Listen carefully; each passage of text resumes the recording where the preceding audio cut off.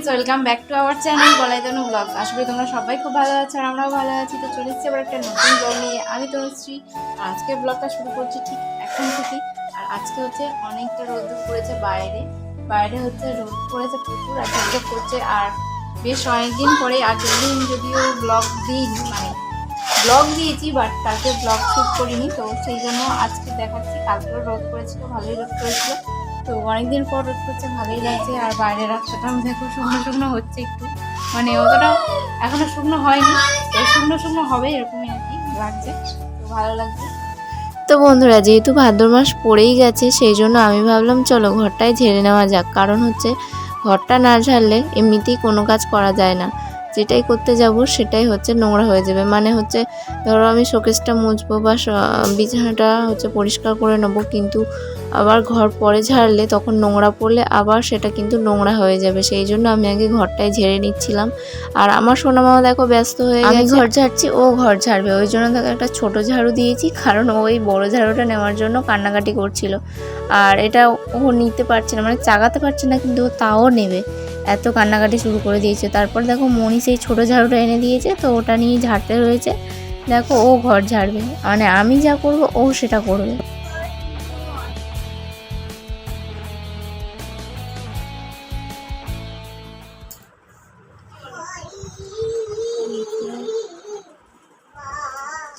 আমার যাওয়া বালিশগুলো দাও না, যাও বালিশ দেবে, যাও এবার যাও বালিশ দেবে, গুছাচ্ছি একদিক দিয়ে উঠে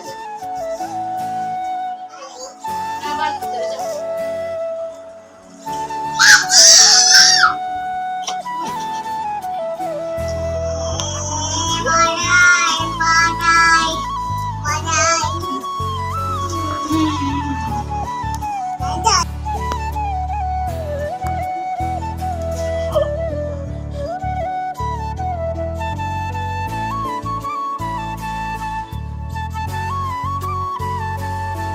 দেখি দেখি দেখি আমারও, ও বাবা বউ সেজেছে,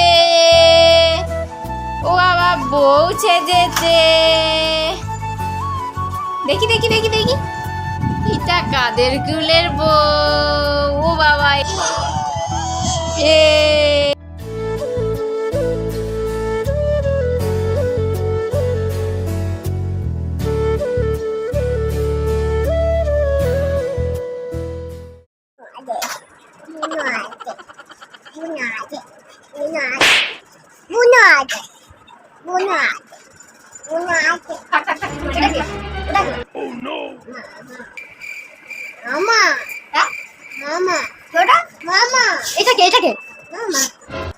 এটা বলিস মুন্না বলতে জানি, মুন্না আছে ঘুমাচ্ছে, বলছে মুন্না আছে, মুন্না মুন্না এটা কে তাহলে, এটা কে পাপা, এটা মা পাপা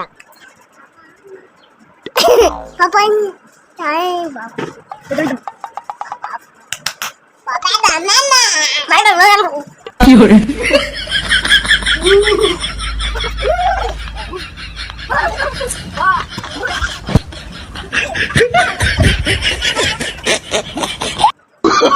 Oh, no, no, no, no.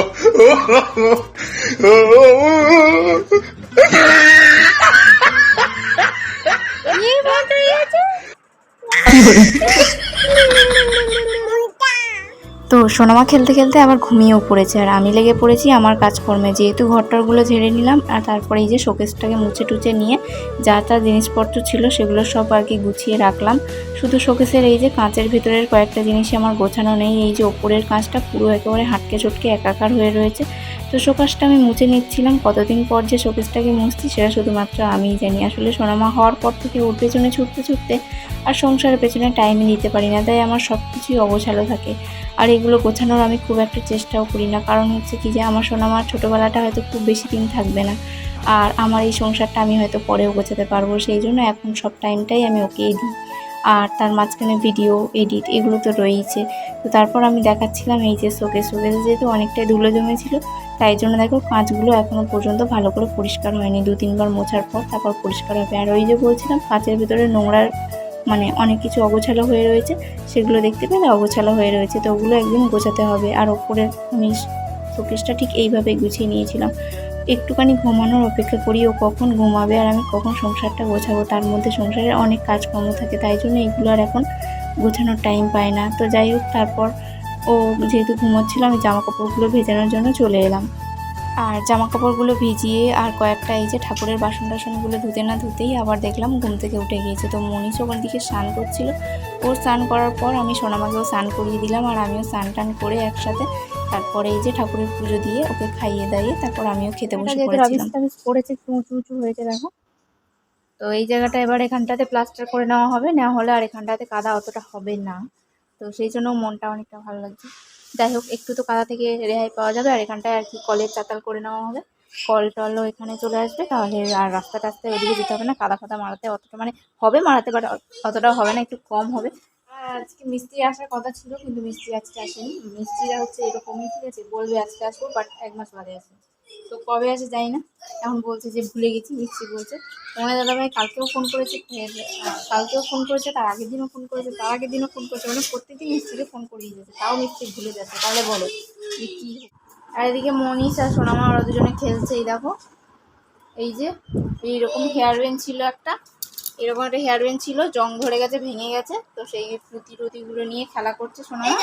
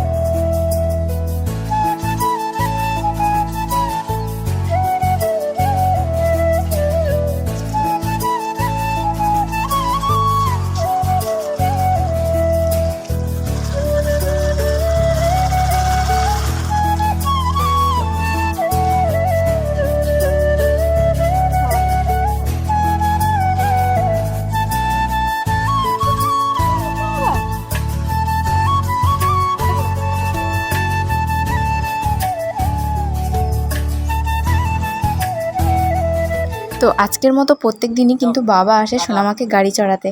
আর সোনামার তো গাড়ি না চড়লে ওর মনটাই খারাপ হয়ে যায়। আর আজকে এনেছিল মোমো, আর সেটাই বসে বসে খাচ্ছিল, আর আমাকে বলছিল মোমো এনেছি মোমো এনেছি।